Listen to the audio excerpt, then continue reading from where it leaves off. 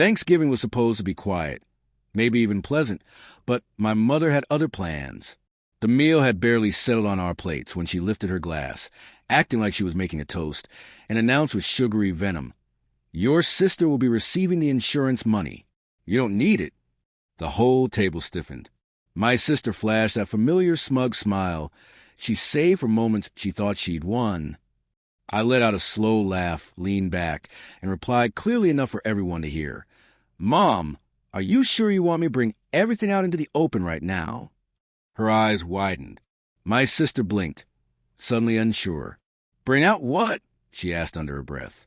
But Mom already looked as if all the blood had drained from her face. I reached into my bag, pulled out my phone, and opened a video. There she was on screen, my mother, sitting in her office, filling out the beneficiary paperwork. And she wasn't alone. A man who definitely wasn't my father stood behind her, giving instructions. She wasn't simply changing names.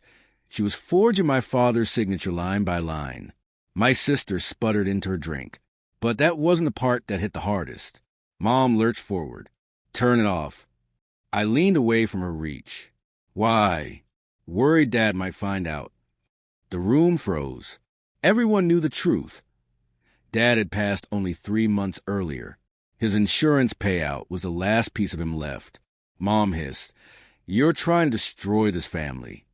I shook my head. "I don't have to destroy anything. You did that already." Then I played the final recording. My mother's voice whispered through the speakers, cold and calculated. "Once the payout goes through, we'll leave. Your sister will handle the money. The other one she'll manage on her own." The other one, me? That was the moment my sister realized she wasn't the favored child. She was a partner in crime. Her face fell apart.